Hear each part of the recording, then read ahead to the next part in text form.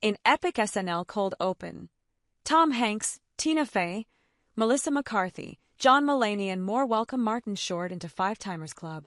It was a star-packed evening to celebrate Short, who had a proper makeout with Jimmy Fallon. From the very first word of the show, Tom Hanks distinguished hi.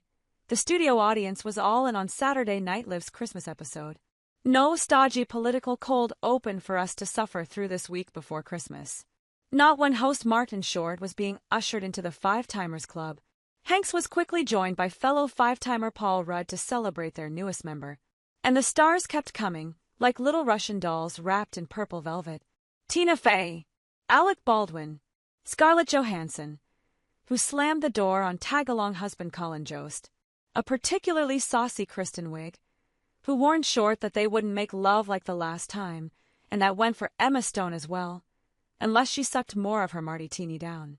One notable absence from the party, our beloved host's omit co-star Steve Martin. One of the best laughs of the night came during a round of the Five Timers making confessions to one another. After Rudd copped to Ant-Man's lame powers, and Fey admitted it was her in fact who was flying the mysterious drones, Hanks revealed I never had COVID. Melissa McCarthy explained that the Five Timers Club was a place for sophisticated banter, where members would sip politely from their Hidden Valley Ranch dressing rather than guzzle it. She then proceeded to throw herself through a wall, with John Mulaney making his entrance by stepping over her body. Is there anything non-alcoholic? Mulaney asked of the room. Do you mean drinks or people? Either way, no, said Fey. When Short snapped his fingers for Jacket Boy, Jimmy Fallon appeared bearing the prize smoking jacket. What a truly joyful sight to see all these funny people crammed together on stage to lift up their treasure of a friend. As Short cried, "Live from New York," Hanks and Rudd jumped in the air behind him like kids on Christmas morning. You'd think Short's monologue would dip after an opener like that, but he kept his energy cranked high. Flanked by an ocean of red poinsettias, he tried to explain the dynamic between himself and longtime friend Lorne Michaels. We're kind of like Trump and Elon Musk without the sexual tension. Short got in some good digs at Musk's Cybertruck grotesqueries and dear Sarah Sherman's layers before moving on to the main event. Hark, this Canadian angel sings. Set to the tune of We Need a Little Christmas, Short belted about the necessity of quality prescription drugs during the frenetic holiday season while taking us on a high-kick tour backstage. At one point, he draped himself across a psychiatrist's chaise and moaned, I have this recurring dream that I'm eating Armie Hammer. When he ran into Michaels and Fallon, Short did a double take of the boyish late-night host and marveled, God, I'm attracted to you, before treating him to a lusty snog. The best sketch of the night involved Short and Mikey Day acting out their mall lot rage over a contested parking spot. As they battled back and forth, Chloe Fineman, playing Day's very sex-positive daughter, threw in some X-rated slings of her own.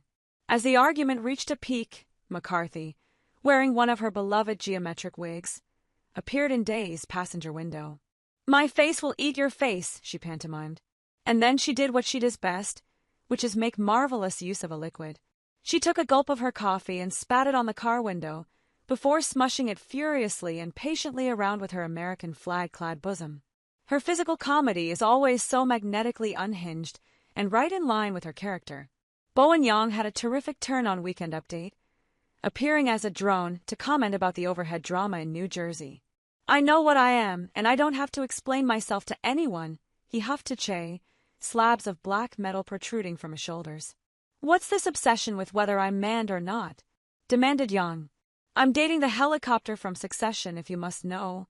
If it was a drone's lot in these times to be the receptacle for our collective unease, then so be it. In a great turn, Yang accepted his role as villain and a green light took over his face. He stood up and instructed us all to look for him in the Jersey sky. If he didn't quite have it in him to go for Cynthia Erivo's wondrous, defying gravity riff, he walked us right up to the brink. Bless him for breathing absurd life into another one of our bizarre cultural obsessions. As expected, Jost and Che embarked on their annual tradition of roasting each other with surprise jokes they'd written for the other. Jost was forced to do his in black voice, which meant extra mugging and disbelief at the outrageousness of his material. Che had to, of course, send up his reputation of being a leck and a dog.